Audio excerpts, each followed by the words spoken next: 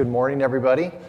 We are, over the next hour, going to talk about some practical approaches, some operational ideas, some kind of the nuts and bolts of managing projects and facilities, and we have a great group of expert members here. I want to start with just let everybody do a quick introduction in terms of who they are, their role, and just a note of their system. And after which we'll get to the questions. So Jim, could you kick us off, please? Sure. Just intro. Thank you, Jordan. Jim Mladucky. I'm Vice President of Design and Construction for Indiana University Health.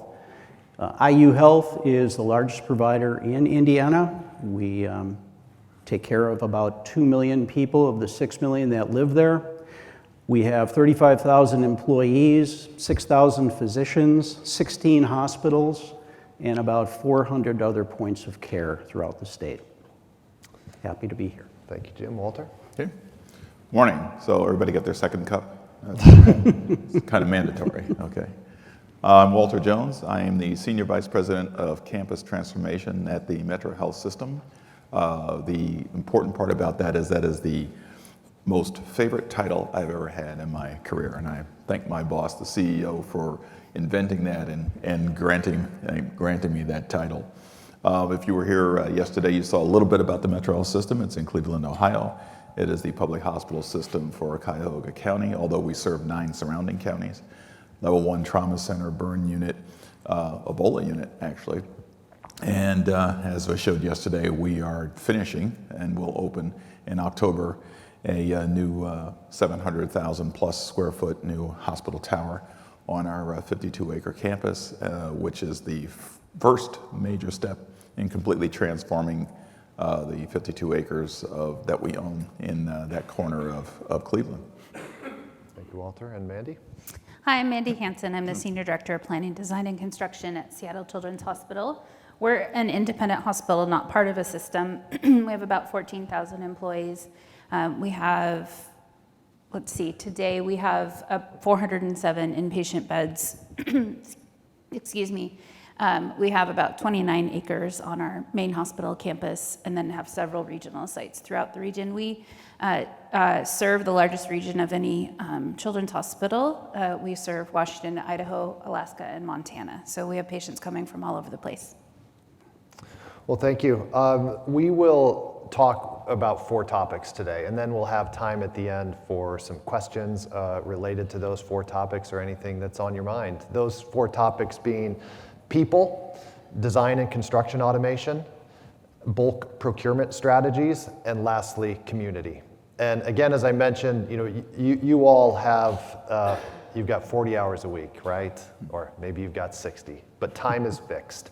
And these 4 topics are above and beyond the work you need to do to operate and manage your projects and your facilities, so it can be a real challenge. And we're looking for operational techniques that our experts use here to deal with these 4 matters. So we'll kick it off with people.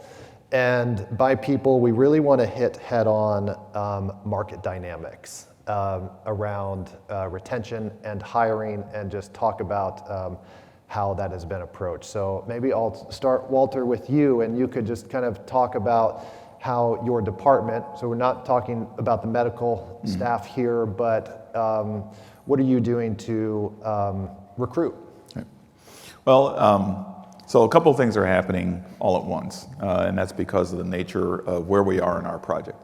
Over the past 8 years since I've been there, when the project's gone from its initiation, the announcement of the start of it, to now its completion, there's certainly been a swing. But now, in the last year, as you might expect, things have changed quite dramatically. So there are sort of, in design and construction at Metro Health, there's sort of 2 departments. There's the campus transformation department that I run to get the new hospital done, and then there's an internal planning, design, and construction department for all of the other capital projects, which is run by the Vice President of Facilities Management. There was a shift about 2 years ago from the PDC being under me to separating it because, well, the project was getting to that critical point, and so it was time to kind of, split things.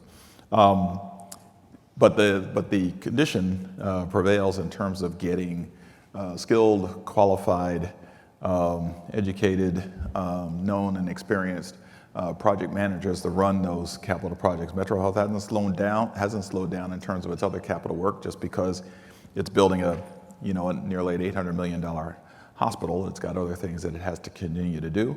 And finding the people to run those projects internally has continued to be a challenge. At one point, I was down from about 6 people to 2 people to run that department, with no reduction in the capital work that had to be undertaken. I did not like going back on the boards, by the way, so I hired quickly.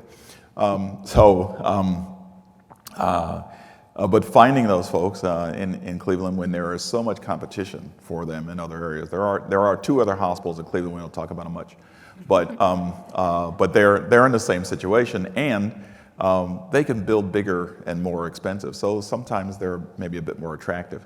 So there's that challenge.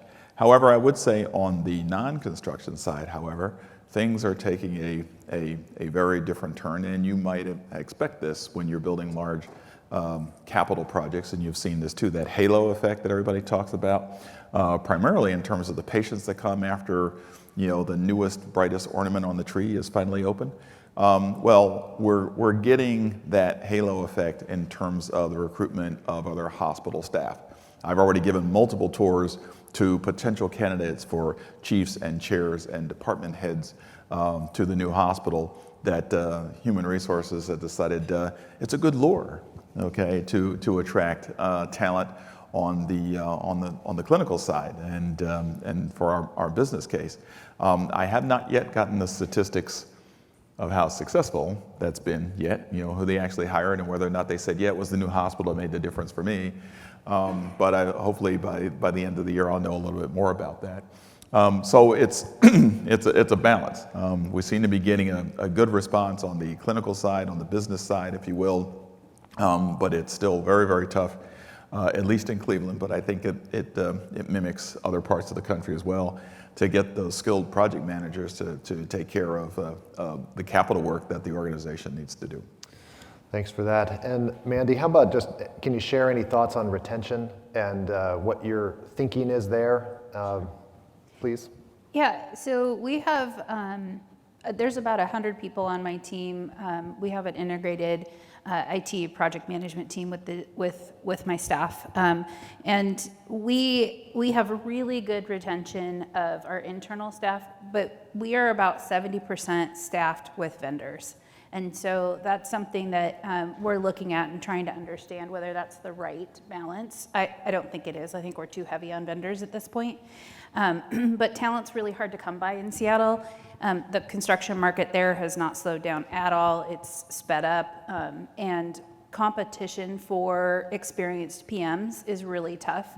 They all tend to go to the owner rep firms. They get better salaries, they get better bonus structures, they get better leadership opportunities. So it's really hard for us to compete. Once we get people in the door, though, we keep them. It's very rare that we have PMs leave. So I think that part of that is dedication to mission. I think that we do interesting projects, challenging projects. We have an aging facility started in 1952 all the way up to 2022. Our last building is opening now.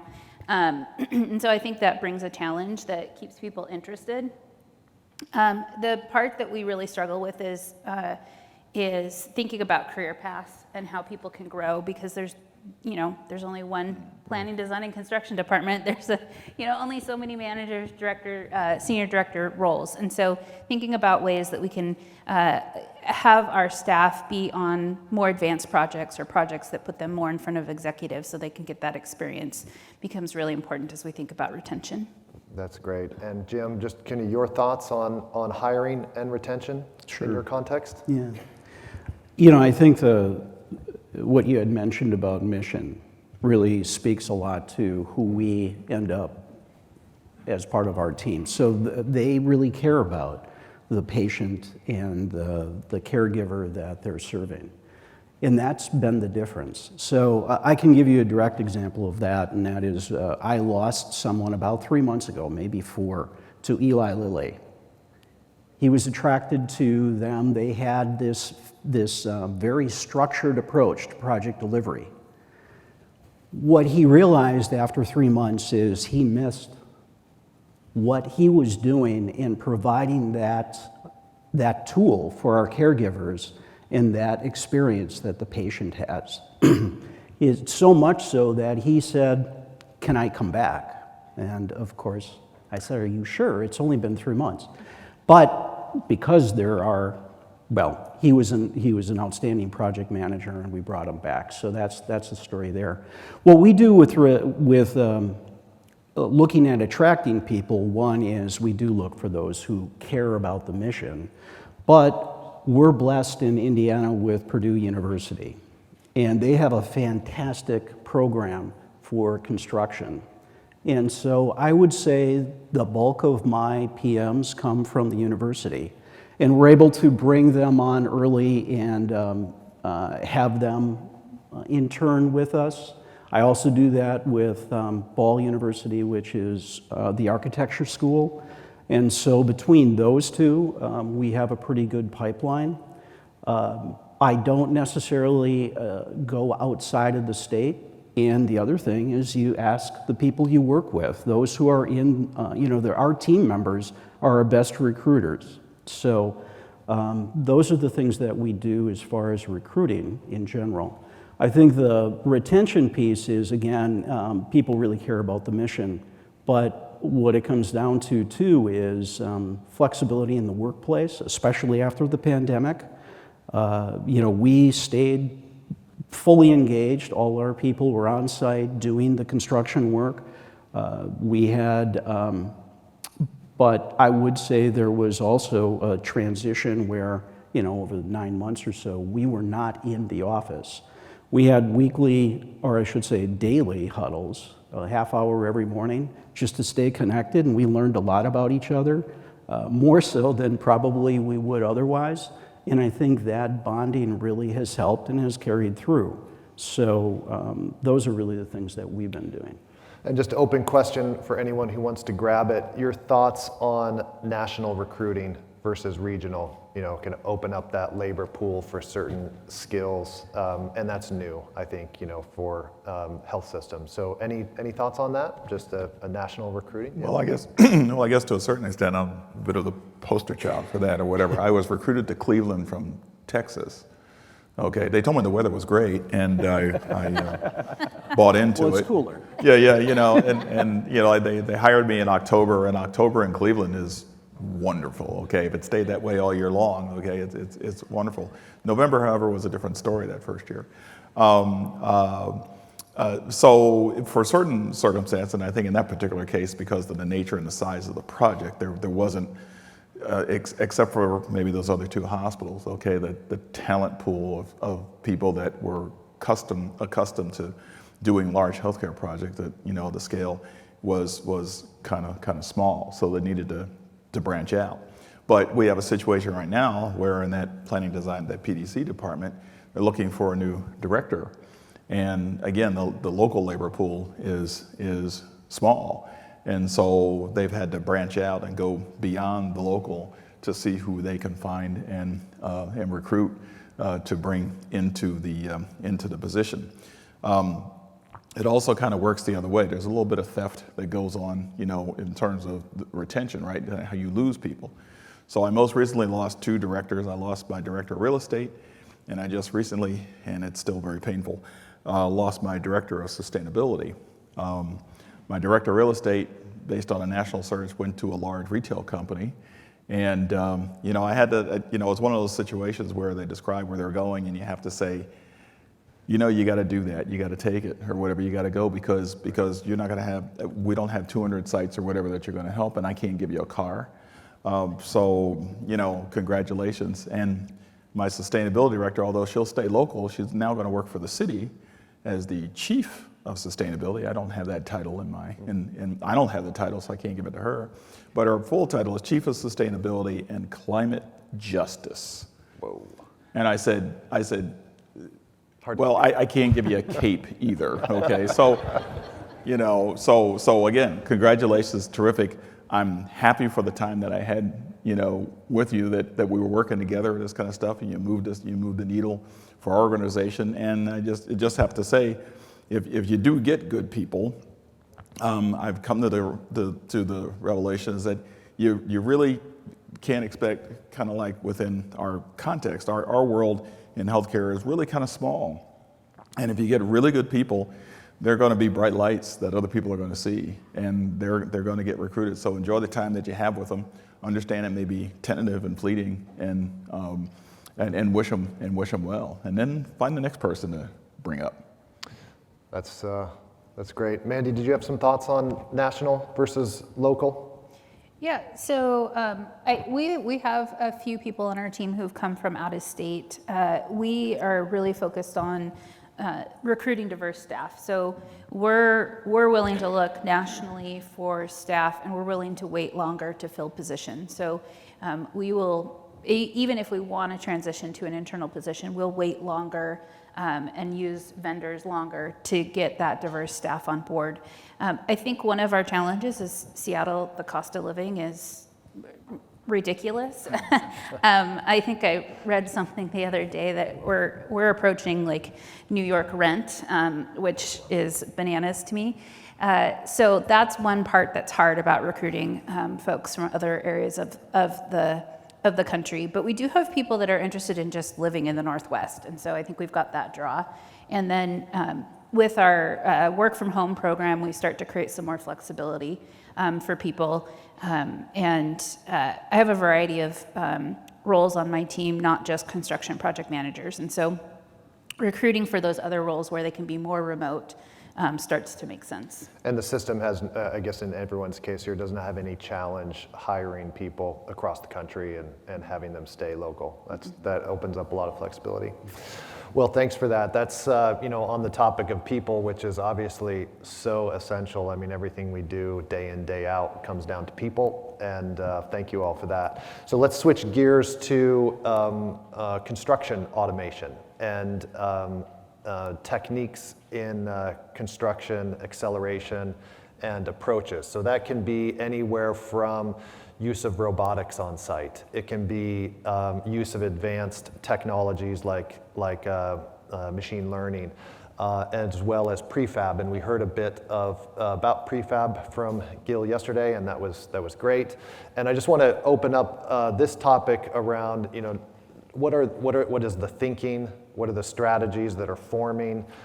Those that are put in place, but this is all a relatively new idea as we move away from thousands of years of kind of traditional design and then construct. So Jim, why don't you kick us off and just kind of tell us how you're thinking about, and then kind of specifically, how are you organizing? Like, how is your organizational structure changing or may change as a result of these new construction methods? Sure. Yeah, so maybe let me start with prefab, and really the key there is the Revit model in a lot of ways. And so one of the first things when I came in 2016 to IU Health was to put in BIM standards. And so, and also coordinate our contracts between our architects, engineers, and contractors so that we have a three-part, in some ways, an IDP approach, right? A three-part contract that really has the owner, the contractor, and the architect signing and identifying which piece and part of that BIM model they're going to manage. So, and with that then, we can in fact do the prefabrication that's necessary for pipe racks and all the other things that go along with it, as well as bathroom pods and exam rooms and head walls and you name it, because the precision is there and you're able to then build that off-site. There was talk yesterday about the warehousing and building it off-site. So we've reached out to our local contractors and have agreements with them and the labor unions on how we're going to approach it. We also talked with our city officials so that when building inspection needs to be done, they can go to that warehouse and review it. and inspect it and tag it, and it's good to go. So those are the kinds of things that we've been doing up front so that we can, in fact, leverage prefabrication. I think one other thing that I saw recently, maybe not recently, it was probably a few years ago, but a robot that actually lays brick. So I don't know if any of you have seen that before, but it's an interesting thing, especially with where labor is. There aren't a lot of masons out there, and so this is a technology that one of our larger contractors in Indianapolis has employed, and then of course drones, right? So drone work is amazing what you can do with a drone and site layout. So those are the kinds of things that technology that was talked about just a few minutes ago here is really completely enveloping how we design and construct our projects. And then on the backside of that, how is that as maintained model of, that BIM as maintained model for your facilities folks being used? And how is all of the things that go along with that, COBE and tracking and asset management, and it's all linked together, and you need to get out in front of it. So I'm sure most of you have, but it's a challenge to keep it up. Our BIM standards are constantly evolving as we learn and as we change technologies or as technologies change. Maybe I should say it that way. Jim, just kind of a quick follow-up to that. So have you asked your existing design managers and project managers to be a part of that? Or have you created a dedicated team, like a dedicated digital delivery team? What I would say is all of our managers work with our BIM manager. So we have an internal person who leads that effort, checks in on every project, making sure that we're following our standards, and really is our police, so to speak, I guess. But it's a slippery slope. If you leave one not be BIM, then all of a sudden everybody has an excuse as to why it shouldn't, and you can't go there. You have to be diligent about sticking with those standards. All in. Mm-hmm. Absolutely. Not optional. That's right. Got it. That's right. Mandy, just kind of prefab aside, can you share, you're in Seattle, Yep. Land of robots, right? So can you share your thoughts on robotics in construction, like on site, and how you're thinking about that and engaging with the design and construction partners? Sure. Well, I think that I think there's a future for that because skilled labor is hard to come by, and it's so competitive in Seattle. Like I said, the construction market is has not slowed down, and I don't think it will slow down. And so I think there is a role for that. I think we'll have to navigate how do you have conversations with unions about bringing in robotics to what might seem like taking jobs away from people, but we don't have the people to fill the jobs. And so how do you start those conversations? I would imagine there could be a great opportunity for some partnership with local tech firms, but we haven't explored any of that. I think we do a lot of smaller renovations and like one big project every 5 years. And so I think our next opportunity is to think about this next expansion on campus and how we use robotics, how we use prefab, how we use BIM technology and all those things to take us to the next step as an organization. And have you, just a follow-up to that, have you started to kind of reorganize your team to build out those, like that specialty function? I guess, Jim, in your case, you have a single BIM manager, I guess single point of failure, right? But Mandy, in your case, are you thinking about how to organizationally get ready for that? Yeah, we're just getting done with, we're right in the midst of occupancy and move-in for one of the last big expansion on campus, and we're just starting conceptual design for the next one. So as we move into that, we need to think about what does our department structure look like? How do we make sure that big project keeps moving, but we have all these other smaller renovations? And so thinking about how we create subject matter expertise in different areas, but then deploy them out to project managers so that we make sure we have that standard across. I think that's the biggest challenge, because everybody kind of wants to do it their own way. It's construction project managers, in my experience, they all have certain special technical expertise that they bring and ways that they want to deliver projects. And we want them all to be delivered the same way. That's the centralization versus decentralization. Yeah. Walter, just curious on you've got a breadth of experience, so if you could offer some thoughts on this trade-off between standardization, which makes prefab and automation much easier, versus bespoke design and unique design, and just kind of your thoughts in reflecting on your career and where things are going. If you could share some thoughts on that, please. Sure, happy to. So first is I can't wait until I can actually build a building after the design is done. The perfect design, of course, has to be done perfectly, and I can press a button and the robots show up on the site and they just start from scratch and build it all up, okay? The speed to market would be terrific, and once I start that process, nobody could say they can make a change because, well, I'm sorry, the robots are going, and right. they can only build it that way, so we can't do it. You can't make any changes till it's done. But until then, I think it remains that there'll always be a balance between the two in terms of doing that. They're probably, not to say exclusively that you couldn't do an all modular building, et cetera, or whatever, but it's still going to have some room and some elbow room and some flex room or whatever for changes that come along. Not the ones during construction; those are the annoying changes, but the ones that happen after, in order to give the full lifespan for the building that you're doing.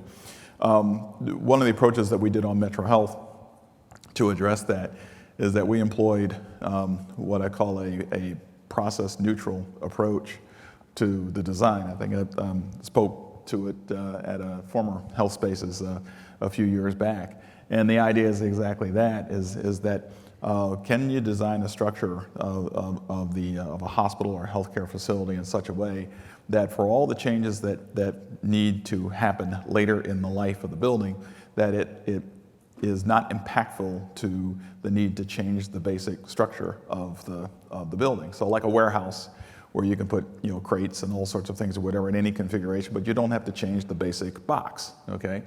So that gets to be the flexible area.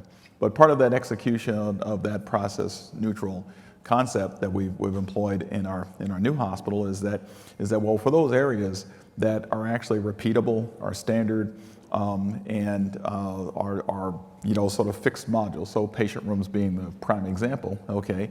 Standardization is a wonderful tool or whatever, and it can still be neutral. Now, we made our rooms able to do everything, okay? So they're acuity adaptable from med-surg up to ICU.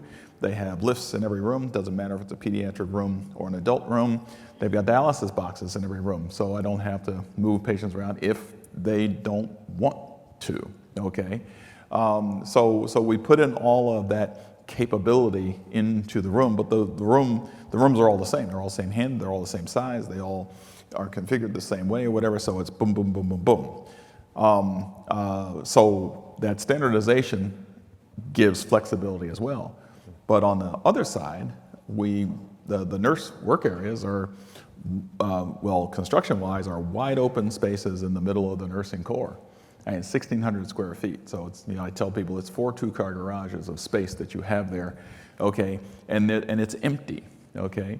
And it'll be furnished. So systems, furniture, demountable partitions, which are being installed right now. And the idea there is that, well, we'll bolt them together one way first, okay, for initial, but over time, as you change processes or even departments move from one area to the other, which I don't have to change any of the rooms, I don't have to do any more work, I can reassemble that core any way I need to in the future quite easily with a whole lot less disruption than you would normally have if everything was hard walls.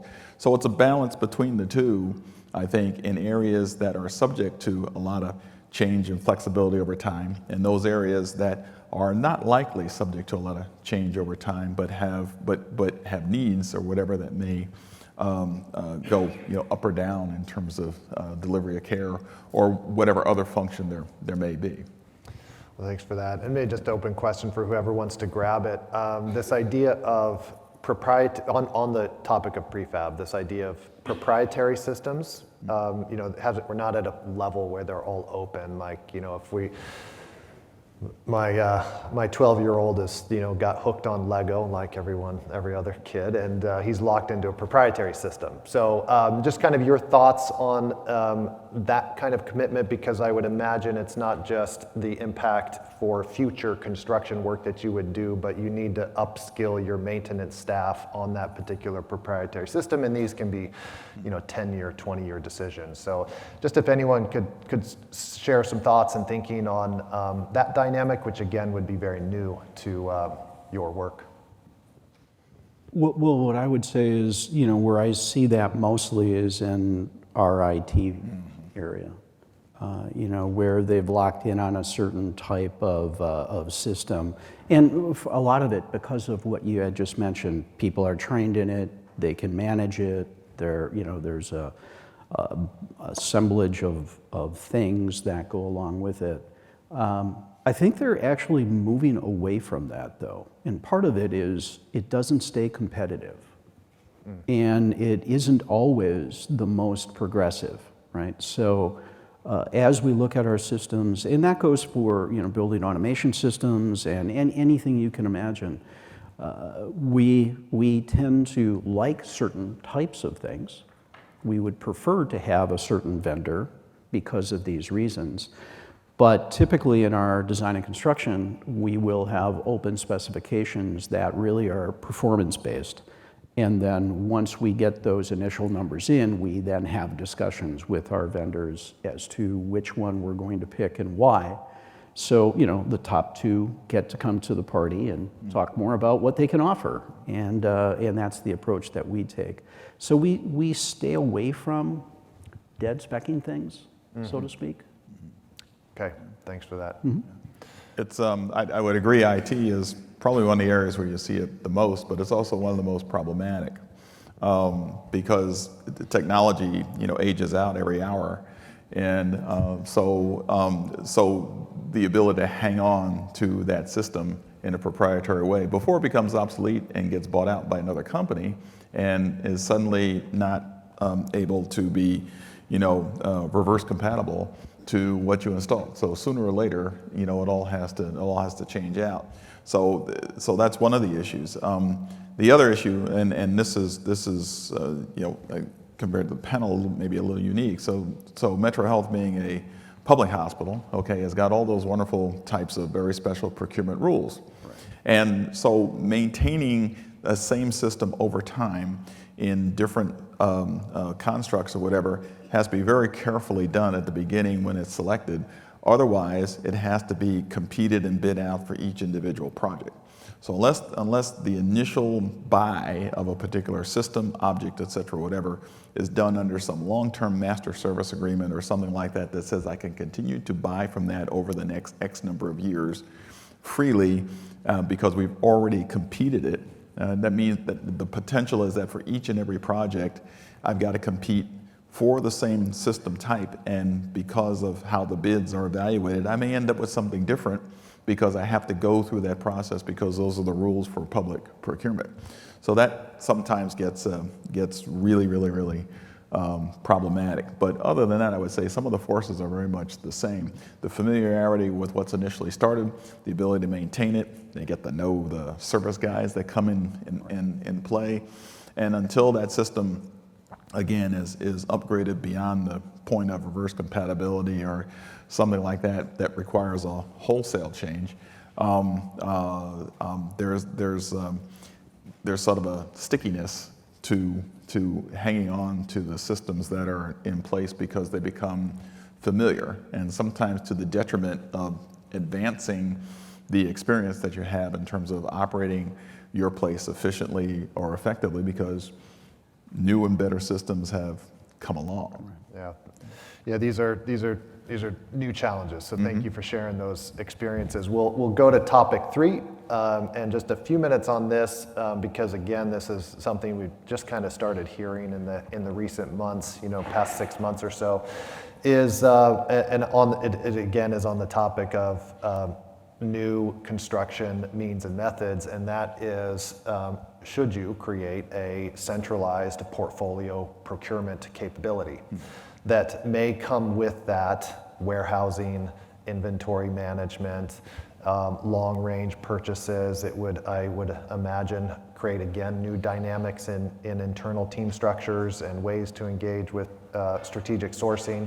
So this is an open question, and Jonathan Cogswell from Northwell kind of alluded to it in yesterday's panel. So just to extend on that idea, what are you thinking around, again, just kind of open question, who wants to first grab it, around that new, that kind of a capability?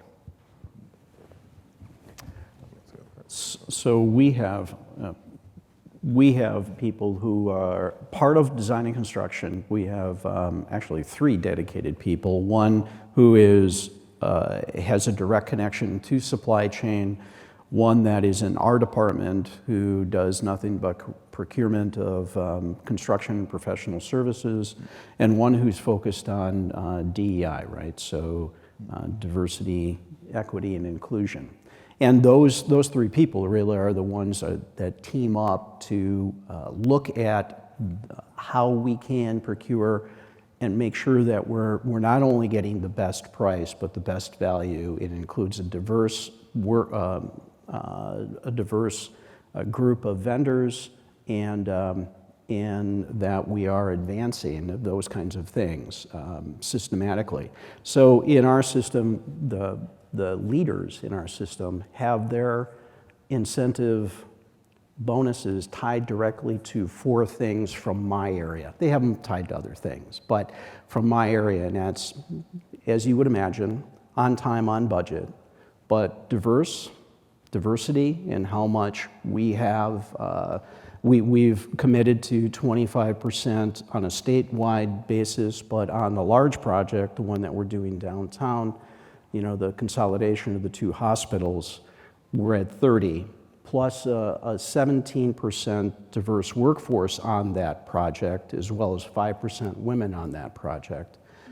And then we also tie it to safety, so site safety and incidents on site. So you can imagine that the executive sponsor of this, who's the president of the Academic Health Center, is not only interested in now on time, on budget, but also how we're procuring things to make sure that we hit DEI requirements and site safety, to make sure that those who are working on the site come and go without any incidents and there are no reportable accidents. So it's a different dynamic, and I welcome it, to be honest with you.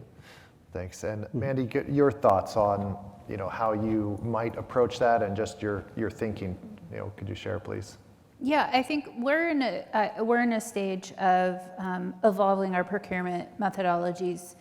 We also have a DEI goal very focused on that, and so thinking about how we, not only for the goods that we need to build the building or renovate the space, but also then the people that we need to do that work. And so thinking a lot about how we partner larger firms with smaller firms to start to bring in more diverse design, construction, engineering groups, because what we find is the smaller firms don't have the infrastructure they need to manage our billing system, to, you know, all those things that happen with a really big project. And so how do we start to pair them up so that they start to get that experience and can be part of that project, but then don't have to carry the overhead of billing and all those types of things. So we're looking at that. How do we start to procure more diverse services?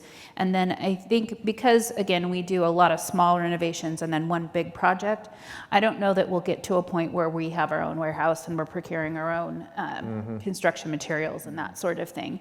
But thinking about from the FF&E perspective, how do we standardize so that we are creating better buying power for our desks or our chairs or our whatevers. And so we're really trying to think about standardization of those types of elements, even across administrative and clinical. So if it's a desk, it's a desk, and we buy the same desk regardless if it's at a nursing station or if it's a cube in an office space.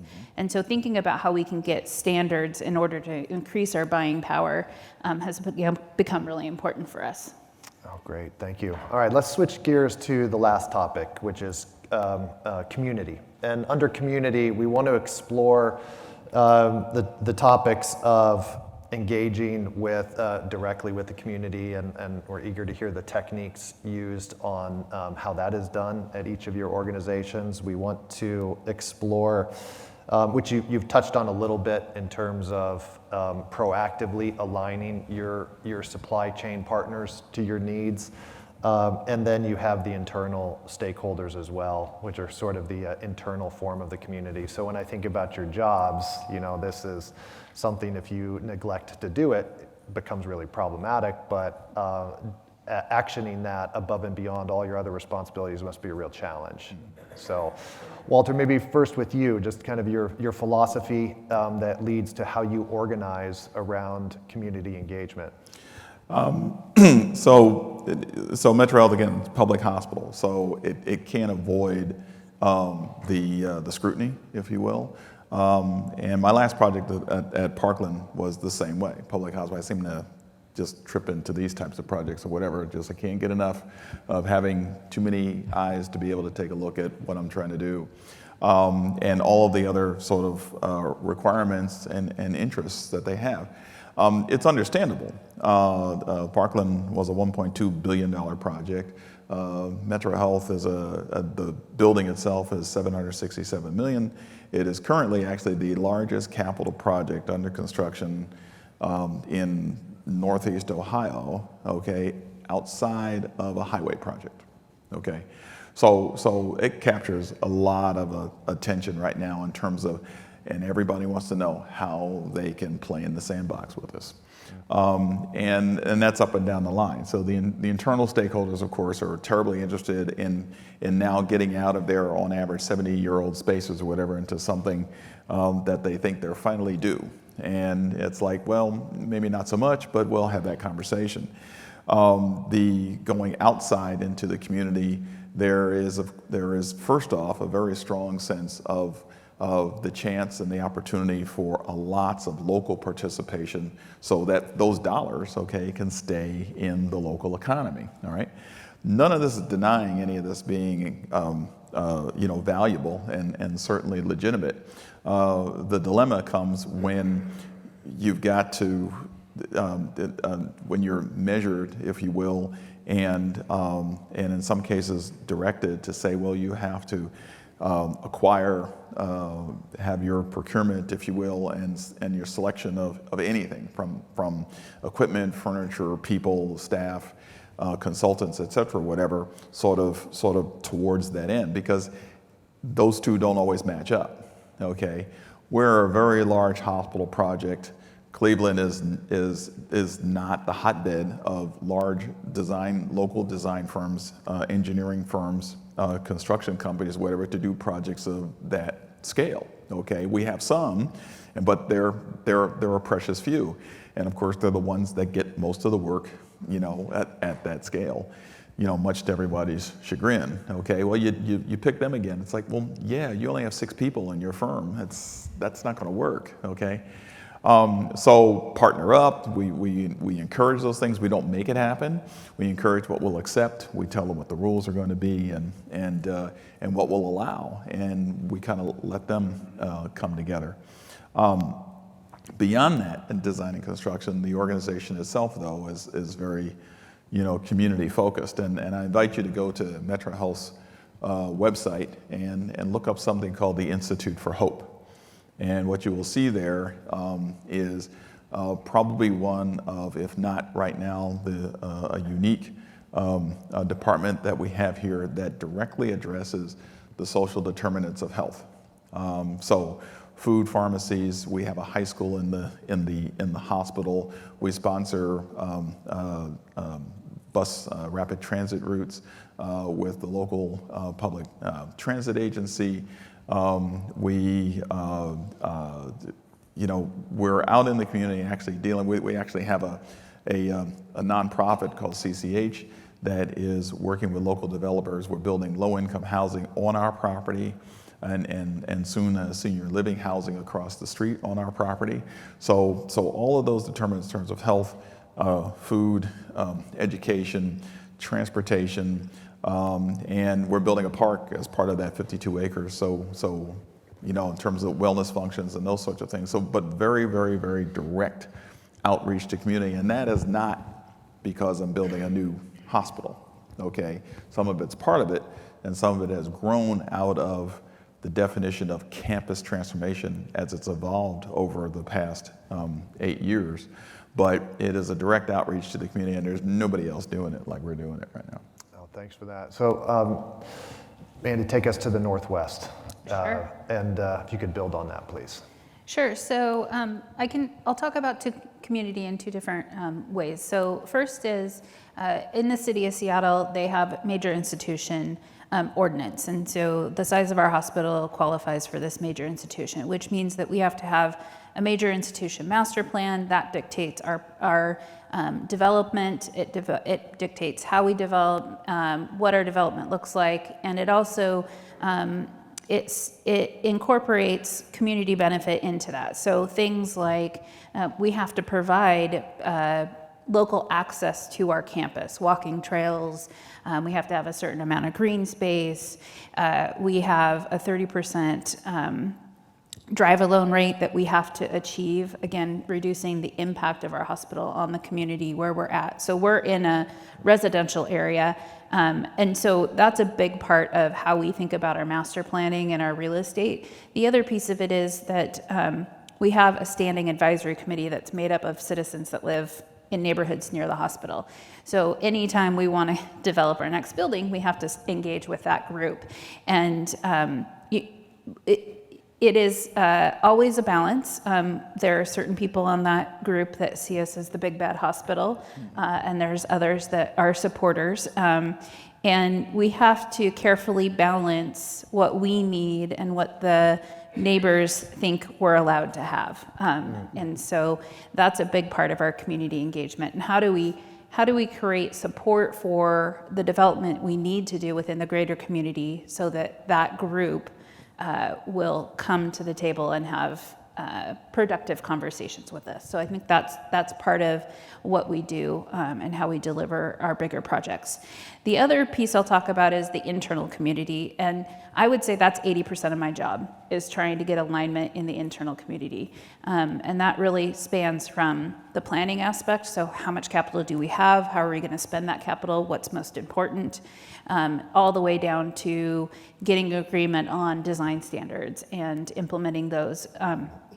So I would say that a lot of my work is trying to get that alignment to remove barriers for our project managers so they can just work through the project and deliver it and not run into those points where there's misalignment, there's disagreement that keeps slowing projects down. So we have, you have the physicians, you have the nurses, you have administration, you have all the support services, and trying to balance all those needs and create that alignment so that we can meet our budget and we can deliver our project on time, because misalignment will derail you on those two aspects quicker than a blink of an eye. Yeah, I guess it's there's a lot of art or maybe science on just how to engage with this Voodoo. voodoo. Can't be. Okay, last question here. It'll be for you, Jim. Just under the banner of community, the idea of safety. Safety is really everybody's obligation. And I don't mean just job site safety here, but we are in an era of unpredictable violence. And with that obligation, so Jim, if you could kind of share your thoughts on that component of community. Sure. So as we're designing the hospital, we're in a neighborhood that,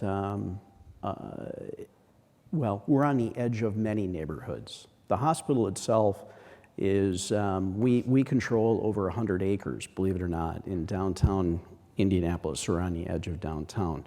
But the life expectancy, to maybe Walter's point, in that area is only 68 years old. So you can imagine the determinants of health are lacking. So the idea that we have right now, and stole it really from Metro Health and others, is to create a health district. And that health district will expand well beyond our boundaries.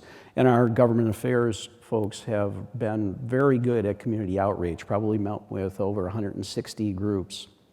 All that being said, we are looking to invite people into the hospital, to interact in the hospital, to create a destination for health, to be that hub for the community and the state.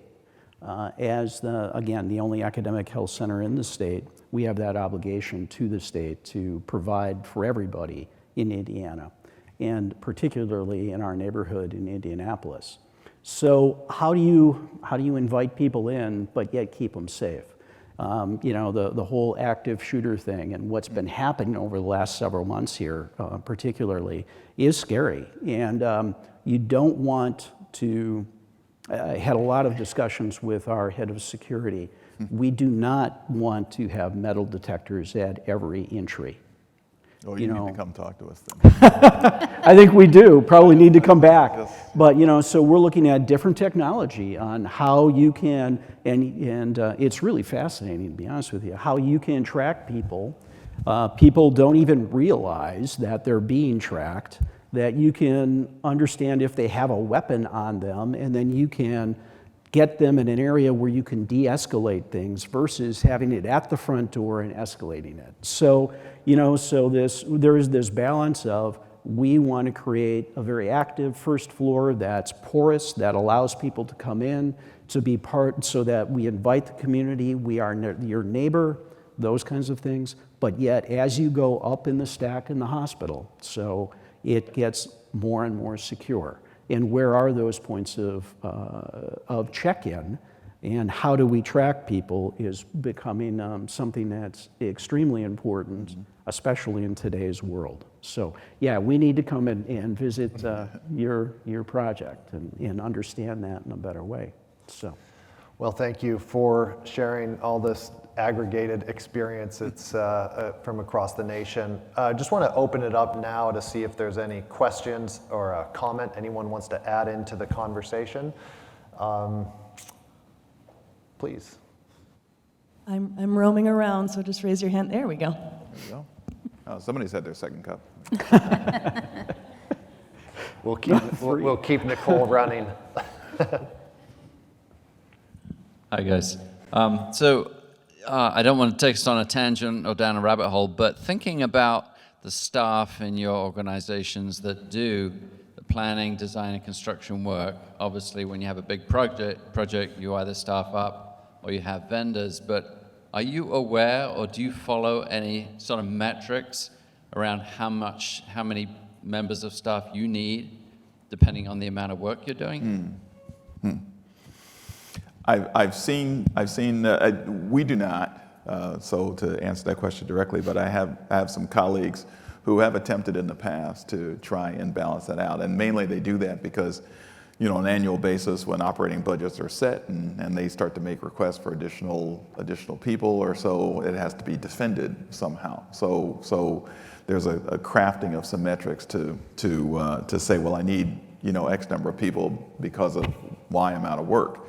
At Metro Health, the difficulty on that is that we actually don't know how much work we may have in any given annual cycle to be able to use a metric like that. So for the transformation project, the big project, that's one of the reasons for the split.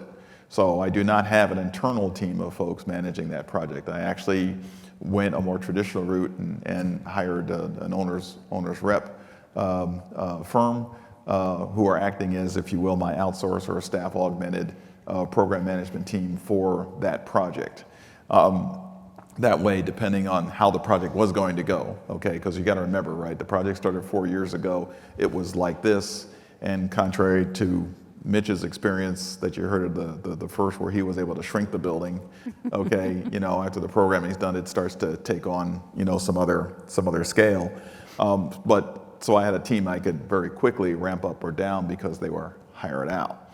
PDC, on the other hand, is a little more touch and go. So there may be moments on any given year or any given time of year or whatever where they're actually, you know, the team is oversubscribed because too many projects came, large and small combination.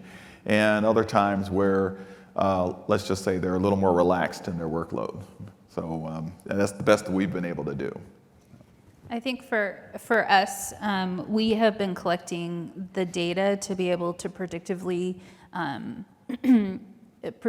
say how many staff we need over the last couple of years, and we're starting to see the results of that, so we can start to predict kind of project spend and complexity and say we need this many people to support this project, and where are our projects in their life cycle, and are we going to have one that ends and that those folks can pick up that new project. I think one of the reasons why we are so heavily staffed with vendors is to protect ourselves against that ebb and flow. And we are just getting done with a 5-year capital plan. And so I'm desperately trying to get the next 5-year capital plan set in place. And we've had various roadblocks over the last year and a half.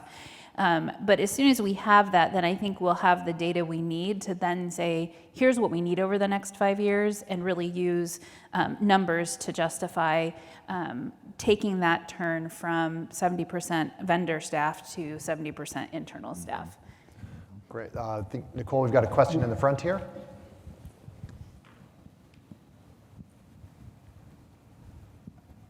Hi, great talk so far. As it relates to retention, are there any, particular things that you do to keep those folks? Are there particular programs, or are you just throwing extra money at them? And what do you do to retain your good people? Jim, you want to take? Sure. Yeah. So one of the things that we do is for our annual budget, we set aside education. So coming to conferences, say like this. The other is internally and externally, there are courses that people can in fact take. And then what we've done recently, and really in response to some of the things that we learned during the pandemic, is I've brought in a coaching staff. So we have an outside consultant that has come in, and those leaders that are in design and construction have personal coaches. So to help them advance their career and to help them better understand how to interact and what they can do as far as empathy and inclusion and how to respond to other leaders. So really leadership training has been a really great retention tool. Nice.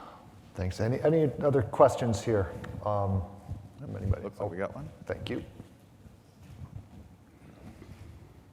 Thank you. You touched on it briefly. I kind of wanted to maybe get some additional explanation. You mentioned a role in your team, the DEI personnel. If we could get just a little bit more detail about that, that's kind of a newer concept. Yeah, so because we have such a focus on diversity, inclusion, and equality, we brought in someone who that's their focus. So she is trained as an architect, but grew up in the construction industry. So was with Clark Construction and Gilbane before she came to Indiana, and is an African-American woman who is a leader. In fact, she was top 40, under 40 in Indiana. So that's what she does is she is charged with making those connections throughout the community. So that becomes part of the community outreach that we have, making sure that she is touching other diverse leaders, both at the city government and throughout our vendor community, and through our religious community as well. And making sure that those matchmaking sessions that someone else had mentioned are well represented when we bring diverse vendors in to meet with other larger contractors, architects, and holding us accountable. I mean, so we have a 5-year strategic diversity plan that she is tied to for design and construction, and it's tied to our overall diversity plan as a system. So she reports directly to me, but has a dotted line relationship with our DEI vice president at corporate side. Well, everybody, we're just coming up on time. Let's give our panelists here a big round of applause. Thank you for sharing your insights.